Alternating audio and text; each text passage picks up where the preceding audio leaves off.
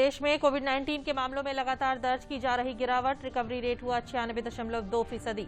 पिछले 24 घंटे में 87,000 से अधिक मरीज हुए स्वस्थ।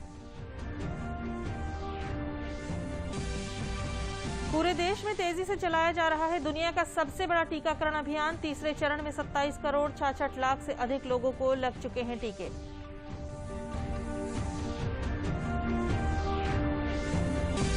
देश के साथ प्रदेश में भी कोविड कर्फ्यू में कल से दी जा रही है ढील। रात्रि 9 बजे तक खुले रहेंगे व्यावसायिक प्रतिष्ठान। शादी समारोह में 50 लोगों के साथ सम्मिलित होने की अनुमति। और कल पूरे देश में मनाया जाएगा अंतर्राष्ट्रीय योग दिवस। अधिकतर कार्यक्रम किए जाएंगे वर्चुअल। कई जगह कोविड-19 से बचने के लिए भी दिया जा रहा है योग का प्रशिक्षण।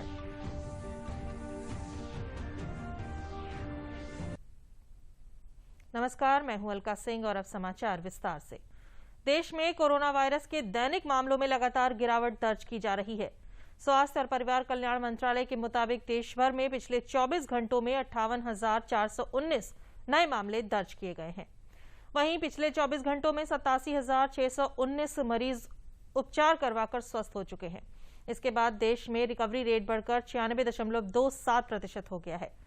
सक्रिय मामलों की संख्या गिरकर कुल 7,29,243 हो गई है।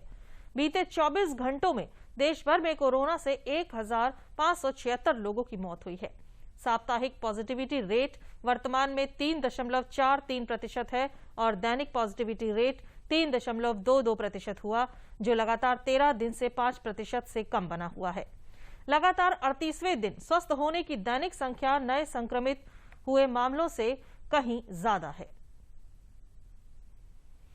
कोरोना के खिलाफ टीकाकरण अभियान में भारत तेजी से आगे बढ़ रहा है। केंद्रीय स्वास्थ्य एवं परिवार कल्याण मंत्रालय के मुताबिक राष्ट्रव्यापी टीकाकरण अभियान के तीसरे चरण के तहत देश में अब तक 27 करोड़ 66 लाख से अधिक कोविड टीके लगाए गए हैं।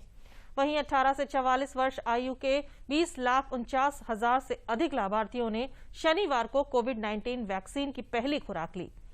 भारत कोविड-19 के खिलाफ लड़ाई को मजबूत करने के लिए दुनिया का सबसे बड़ा टीकाकरण अभियान चला रहा है। टीकाकरण अभियान के 155वें दिन 38 लाख से अधिक कोविड टीके लगाए गए।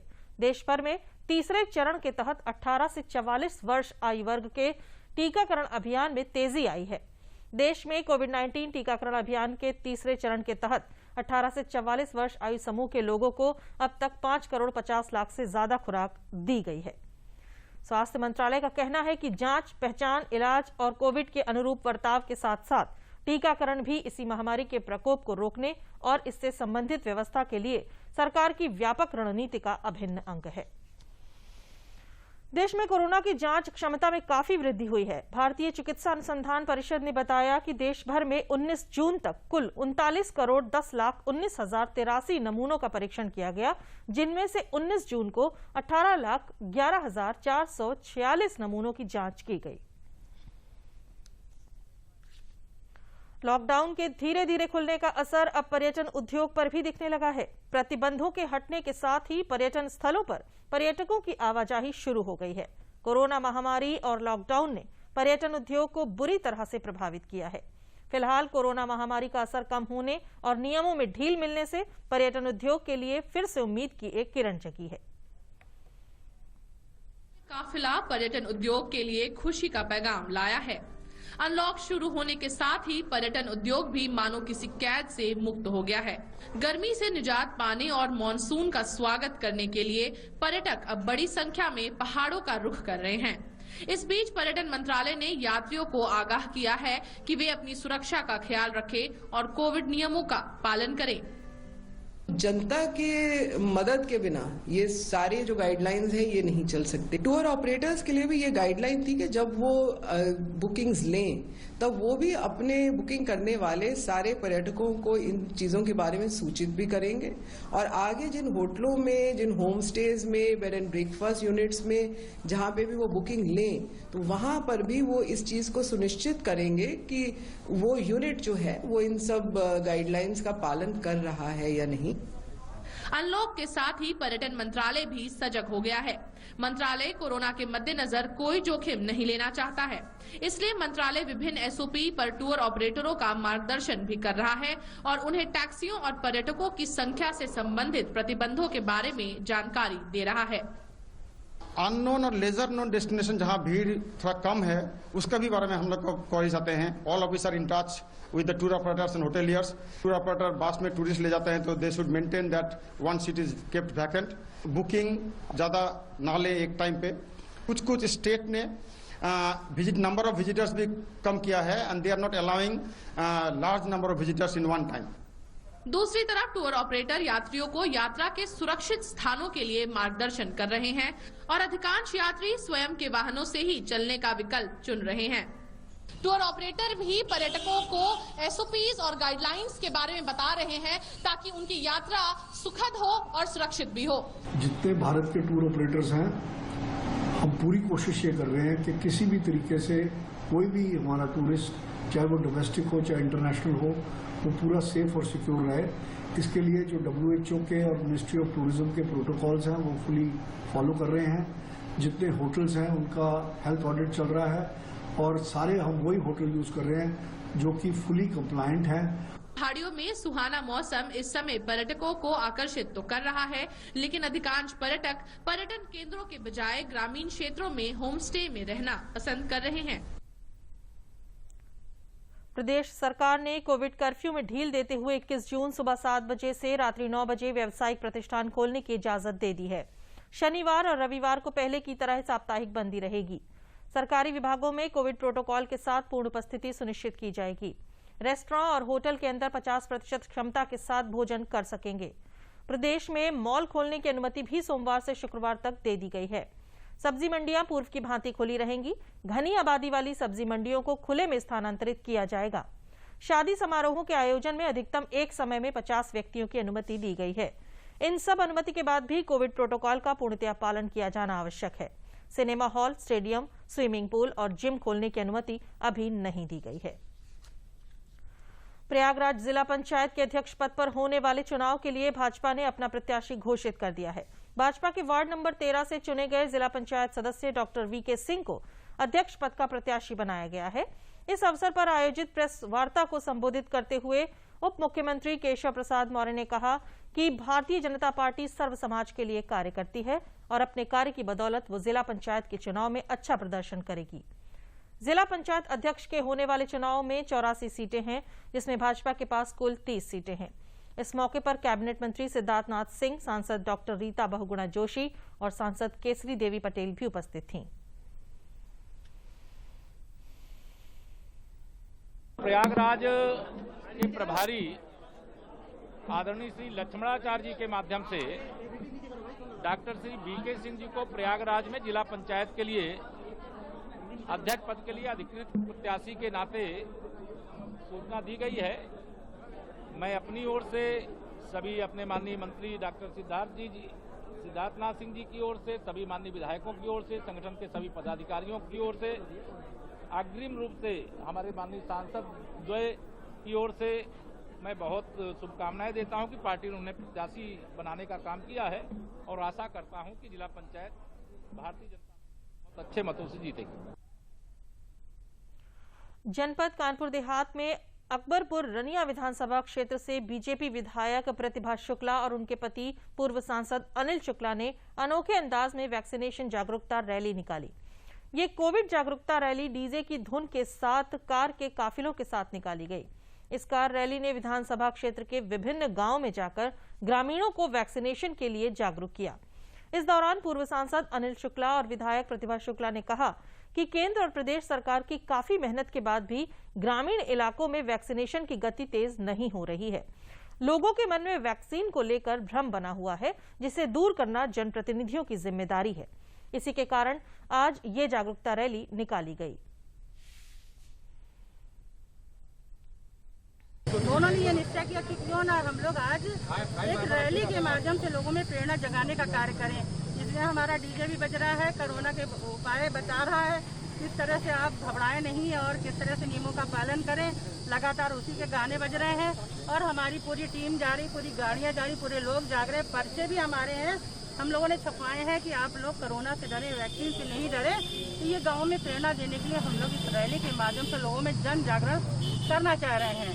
गाड़ियाँ हैं यहाँ से एक साथ निकलेंगी, इसके बाद ये गाड़ियाँ गाँव में निकल जाएंगी। सबको 15-15, 20-20 गाँव की जिम्मेदारी दी गई है। तो लगभग हम लोग 300 गाँव कवर करने का आज प्रोग्राम है मेरा। हमने जो ये पम्पलेट छपवाया है, इसमें सारा जो भ्रांतियों को दूर करने के लिए सारी बातें लिखी गई हैं और वैक्सीन को लगवाने की महत्व को भी बताया गया है। तो मुझे पूरी तरह विश्वास है कि लोगों के बीच में हम जाएंगे और ये हमारे पम्पलेट को पढ़ेंगे तो निश्चित तौर से उनके मन की भ्रांतियां दूर होंगी और ज्यादा से ज्यादा लोग वैक्सीन लगवाएंगे। मथुरा में कोविड की संभावित तीसरी लहर को देखते हुए ऊर्जा मंत्री श्रीकांत शर्मा ने अधिकारियों के साथ समीक्षा बैठक की। उन्होंने डॉक्टर, उपकरण, ऑक्सीजन, दवा, वेंटिलेटर समेत सभी व्यवस्थाओं की जानकारी ली। उन्होंने अधिकारियों को निजी अस्पतालों पर नजर रखने के निर्देश दिए हैं। ऊर्जा मंत्री ने कहा कि लोगों को जागरूक करने के लिए प्रोग्राम बनाए जाएं और तीसरी लहर से निपटने की सारी तैयारियां पूर्ण की जाएं। अधिकारियों को वृक्षारोपण कराने तथा विद्युत व्यवस्था दुरुस्त रखने के भी निर्देश दिए हैं।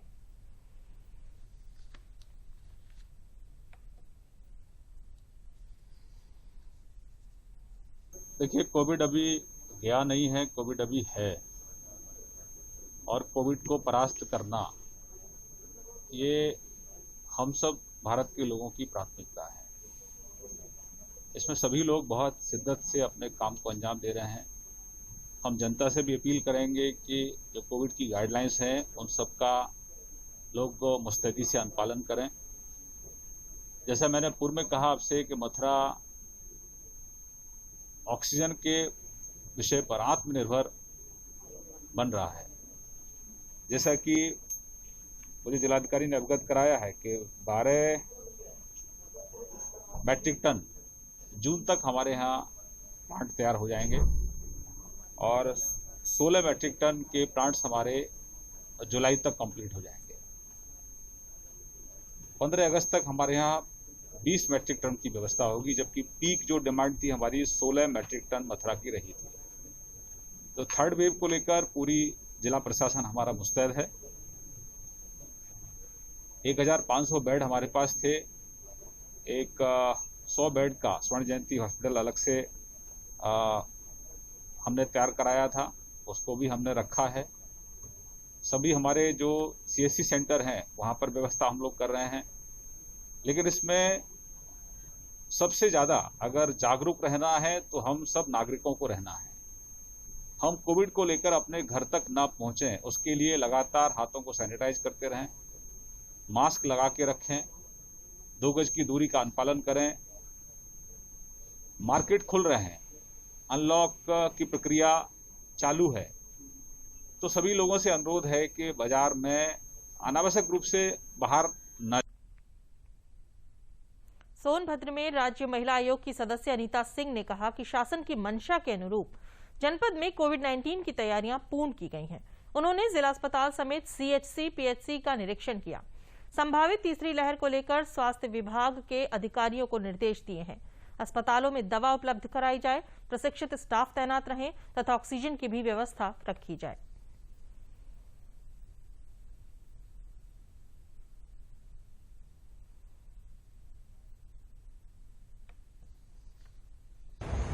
एक PSC, एक CSC डिस्ट्रिक्ट हॉस्पिटल का जांच किए, जिसमें जो है सेटिस्फैक्ट्री पाई गई।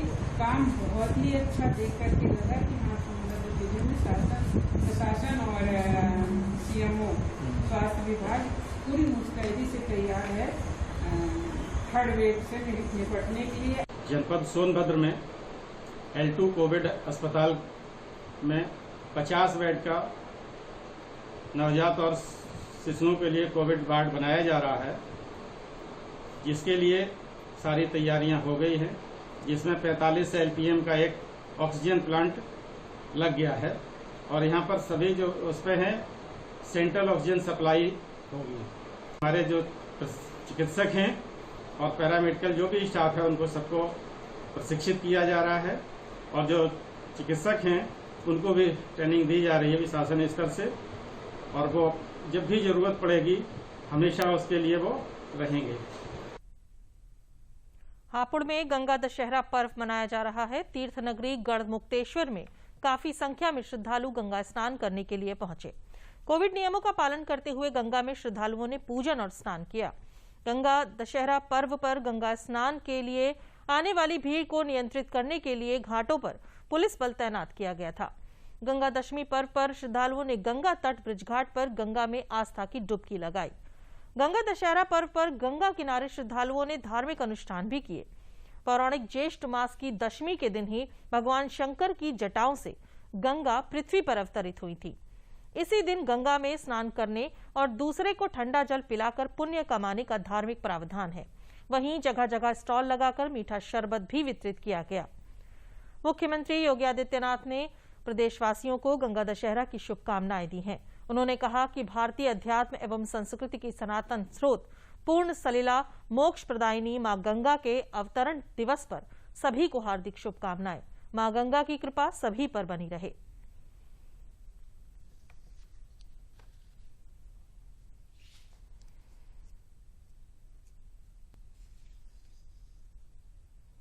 केस है, मैं गंगा स्नान करने आया हूँ।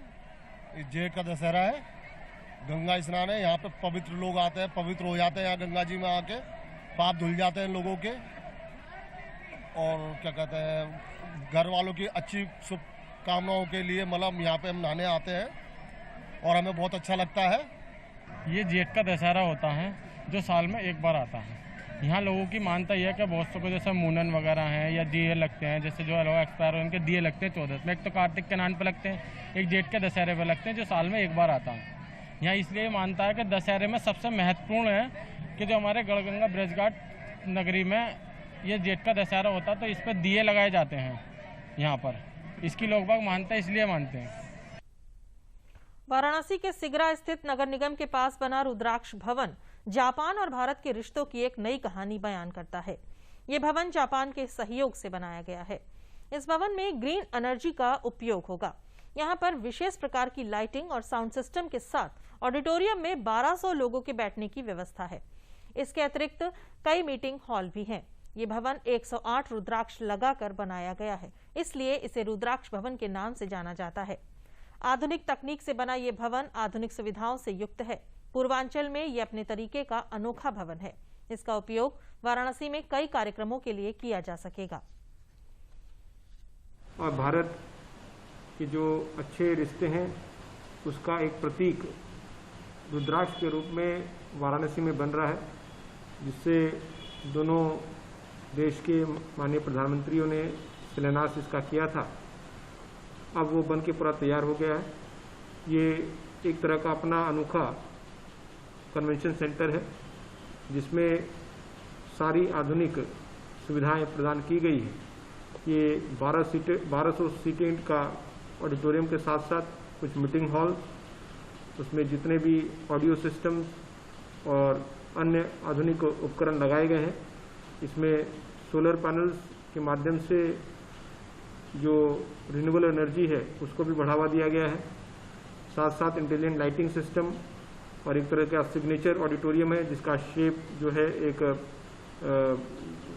यहाँ का जो बनारस के प्रतीक है उसके रूप में उसको बनाया गया है और शीघ्र ही ये जनता को समर्पित हो जाएगा। और वाराणसी में पर्यटन और यहाँ की इकोनॉमी के लिए एक ये नया बहुत बड़ा इंफ्रास्ट्रक्चर होगा जिसमें विभिन्न प्रकार के कार्यक्रम, एक्सिबिशंस और कई सारी चीजें आयोजित की जा पाएंगी। बरेली प्राथमिक विद्यालयों के छात्रों के लिए दूरदर्शन की ई पाठशाला पढ़ाई में मददगार साबित हो रही है। जिले में अब तक 32,000 छात्र दूरदर्शन कार्यक्रम से जुड़ चुके हैं। ई पाठशाला के माध्यम से बच्चे स्कूल बंद होने के बाद भी अपनी पढ़ाई कर पा रहे हैं। बच्चे घर में टीवी चलाकर क्लास ले रहे हैं। इसमें कक्षा 1 से 8 तक के बच्चे शामिल हैं। बच्चों का कहना है कि उन्हें दूरदर्शन द्वारा चलाई जा रही ई पाठशाला से काफी मदद मिली है, जिसके कारण वो अपनी पढ़ाई पूरी कर पा रहे हैं। अभिभावक भी इस प्रयास से काफी खुश हैं कि घर में बैठकर उनके बच्चे अपनी पढ़ाई पूरी कर रहे हैं।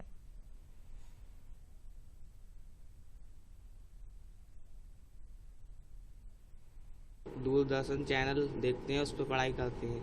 क्या क्या पढ़ाया जाता है? बड़ी संख्या छोटी संख्या अंगों के नाम और ये सब पढ़ाया जाता है, फाड़े उड़े।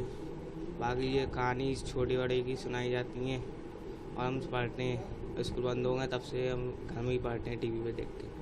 हमारा स्कूल बंद चल रहा है तो हम टीवी पे पढ़ाई कर रहे हैं और हमें जो नहीं समझ में आता है वो हम सर जी से पूछते हैं, सर जी हमको सपोर्ट करते हैं। मैं 7th क्लास में हूँ, हम सब पढ़ते हैं दूरदर्शन चैनल पर। मेरा भाई, मैं, मेरी बहन। क्या क्या विषय पढ़ते हो, कितने समझ में आता है? मुझे सब कुछ समझ में आता है। हम हिंदी, इंग्लिश सभी कुछ पढ़ते हैं। मैथ तो सब कुछ समझ में आता है। बच्चे हमारे यहाँ जब से पढ़ाई बंद हुई है, पहले तो ये है कि खेलना कूदना था, लेकिन दूरदर्शन पर जब से प्रोग्राम चालू हुआ है, जब से बच्चे पढ़ते हैं हमारे, ध्यान देते हैं। बड़े मोहल्ले के भी आ जाते हैं 2-4 बच्चे, वो भी। और जो समझ में नहीं आता है तो सर जी सहयोग कर देते हैं। ई लर्निंग का फेज 4 जो शुरू हुआ है इस कोरोना के बाद, जिसमें 2 तरह से काम हो रहा है। एक, दूरदर्शन पर कार्यक्रम आते हैं सुबह 9 बजे से और 1 बजे तक, कक्षा 1 से 8 तक के। उनसे निरंतर बच्चों को जोड़ा जा रहा है। और जो दूसरा फेज है, दूसरा जो कार्यक्रम है उसका, वो है प्रेरणा साथी बनाकर उन्हें एंड्रॉइड फोन के माध्यम से बच्चों को जोड़ना। इस 2 तरह से कार्यक्रम चल रहा है। तो DDUP का कार्यक्रम अप्रैल माह से शुरू हुआ है, जिसमें लगभग 30,000 बच्चे, 3.5 लाख बच्चे जनपद में हैं, और उनमें से 30 से 32,000 तक के बच्चे जो हैं वो DDUP देख रहे हैं, अपने क्लास का काम कर रहे हैं। लखीमपुर खीरी के दुधवा नेशनल पार्क में कहीं भी पाए जाने वाले जीव जंतुओं को यहां छोड़ा जाता है। दुधवा नेशनल पार्क जीव जंतुओं के लिए प्राकृतिक निवास उपलब्ध कराता है। यहां आकर जीव जंतु प्रकृति के साथ निर्भीक होकर विचरण करते हैं। बरेड़ी में रबड़ फैक्ट्री इलाके में भटक कर पहुंची बाघिन को वन विभाग ने पकड़कर दुधवा नेशनल पार्क के प्राकृतिक जंगल में छोड़ दिया है। यह बाघिन मानव बस्ती के काफी करीब पहुंच गई थी और विगत 1 साल से विचरण कर रही थी। किसी भी अप्रिय घटना को इसने अंजाम नहीं दिया है। वन विभाग ने इसे पकड़कर दुधवा नेशनल पार्क में छोड़ दिया है, जहां ये प्राकृतिक रूप से अपना जीवन बिताएगी। इसने कभी किसी को नुकसान नहीं पहुंचाया वहाँ, लेकिन तब भी ये लग रहा था कि ये अपने स्वाभाविक प्राकृतिक क्षेत्र से दूर है और शहर के पास है, तो कोई वाकया ऐसा कोई हादसा न हो जाए, जिसको लेकर लोग चिंतित थे। जिसमें ऐसा भी हो सकता था कि बाघिन को भी खतरा पहुंच सकता था, साथ में लोगों के लिए भी खतरा हो सकता था। तो इसलिए हुआ कि उत्तर प्रदेश वन विभाग ने ये आप समझिए कि हमारे यहाँ बहुत ही आजकल आप लोग देखते होंगे जो मानव वन्यजीव से रिलेटेड जो भी घटनाएं हैं उसको बड़े ही शिद्दत से, बड़ी गंभीरता से लेते हैं। और ये जो आपके माध्यम से मैं जो जनता है उनसे भी आग्रह करना चाहूँगा कि आप देखिए, उनके पास इतनी अक्ल नहीं होती, जो वन्यजीव हैं उनको ये अक्ल नहीं होती कि वो आपके क्षेत्र में चले जाएं। ये आपका दायित्व है कि आप जो है उनका संरक्षण करें और इस तरह की कोई भी स्थिति देखें तो जरूर अवगत कराएं। आपने 7वां अंतर्राष्ट्रीय योग दिवस कल पूरी दुनिया में मनाया जाएगा। कोविड महामारी के बावजूद पूरी दुनिया अंतर्राष्ट्रीय योग दिवस 2021 को पूरे जोश और उत्साह के साथ मनाने के लिए तैयार है। जापान में भी विभिन्न कार्यक्रमों का आयोजन किया जा रहा है। जापान में भारत के राजदूत संजय कुमार वर्मा के मुताबिक इस वर्ष अधिकांश योग कार्यक्रम हाइब्रिड, ऑनलाइन और फिजिकल मोड में आयोजित किए जा रहे हैं। पूरे जापान में 100 से अधिक कार्यक्रम आयोजित किए जा रहे हैं। दूतावास का विवेकानंद सांस्कृतिक केंद्र इस वर्ष डिजिटल योग और ऑनलाइन कार्यशालाओं का आयोजन कर रहा है। Most of the International Day of Yoga events this year are being organized using online, hybrid and physical modes. More than 100 such events are being organized in various parts of Japan. Vivekananda Cultural Center of this embassy is organizing digital yoga, online yoga workshop and common yoga protocol demonstrations. Yog Deep with Gayatri Ramesh, Yoga with Ira Trivedi and Arogya Yoga with Nivedita Joshi, all produced by Doordarshan, are being shown using embassy's social media handles. With the participation of Japanese members of parliament, yoga event is being organized at Tokyo Skytree, probably the most iconic structure in Tokyo, on 21st of June. केंद्रीय ग्रामीण राज्य मंत्री साध्वी निरंजन ज्योति ने जनपद हमीरपुर की बेतवा नदी के किनारे वृक्षारोपण किया। इस दौरान उन्होंने कहा कि कोविड-19 से निपटने के लिए योग करना आवश्यक है।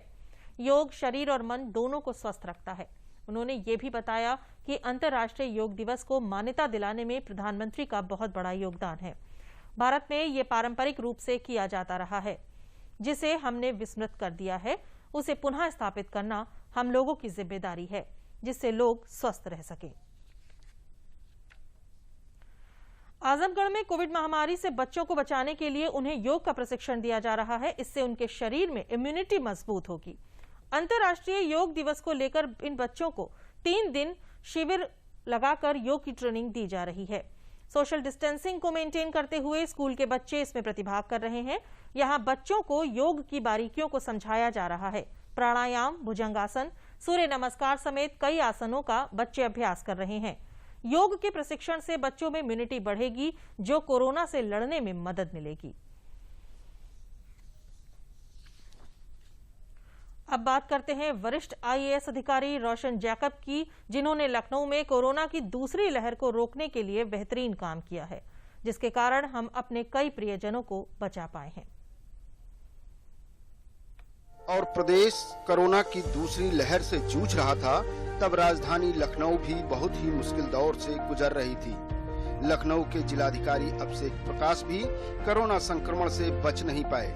ऐसे में लखनऊ प्रशासन को संभालने की जिम्मेदारी मिली रोशन जैकब को। रोशन जैकब के सामने चुनौती कठिन थी। रोजाना जिले में 6000 नए कोरोना संक्रमित पीड़ितों के मामले आ रहे थे। उस समय की परिस्थिति खराब ही था, तो केस लोड काफ़ी अधिक थी। जैसे एक दिन में औसत 6000 करीबन इन्फेक्शन रेट था, मतलब नए केसेस थे। और पॉजिटिविटी रेट भी अगर RT-PCR को जोड़ के देखेंगे तो सब तरह का टेस्ट जोड़ेंगे तो अराउंड 50% पॉजिटिविटी थी। RT-PCR अकेले में 30% थी। रिकवरी प्रतिशत थोड़ा कम था। तो आज खैर वहाँ से हम लोग काफ़ी दूर आ चुका है। रोशन जैकब ने जिम्मेदारी संभालते ही लखनऊ में कोविड कंट्रोल के लिए रोड मैप तैयार किया और इसकी कमान खुद संभाली। लखनऊ के ग्रामीण इलाके हों या फिर शहरी इलाके, उनकी अगुवाई में कोविड कंट्रोल टीम लोगों के घरों तक पहुंची। रोशन जैकब खुद टीम के साथ लोगों तक पहुंची और लोगों को मेडिसिन समेत जरूरी सामान बंटवाया, ताकि कोविड संक्रमित होने पर लोग घर में जरूरी उपचार शुरू कर सके।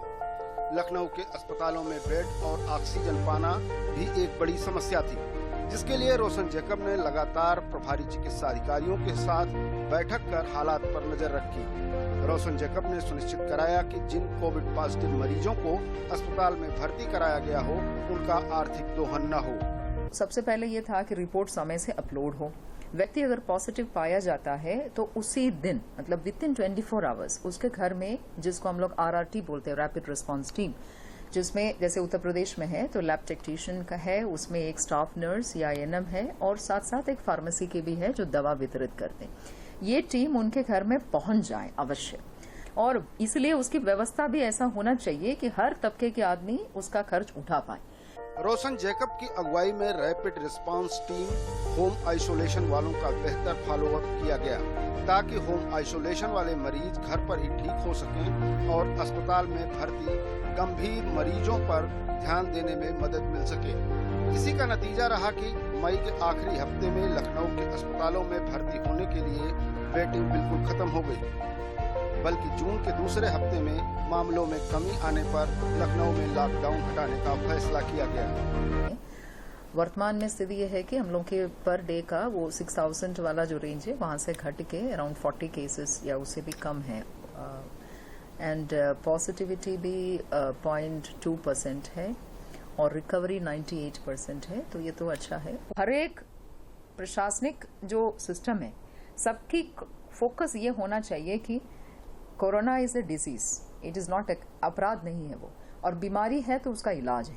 वो इलाज समय आदमी को पहुंच जाए, घर में रह के ही स्वस्थ हो सकता है। और जिनको क्रिटिकल केयर की आवश्यकता है, काफी लोग ऐसे भी हैं, उनको समय से हम बेड और उपचार उपलब्ध करा पाए। केरल में जन्मी रोशन जैकब ने कोविड की दूसरी लहर में हिंदी भाषी उत्तर प्रदेश में अपनी प्रशासनिक काबिलियत दिखाई और कोविड की दूसरी लहर को कंट्रोल करने में कामयाबी हासिल की। इसी के साथ समाचार समाप्त हुए। नमस्कार।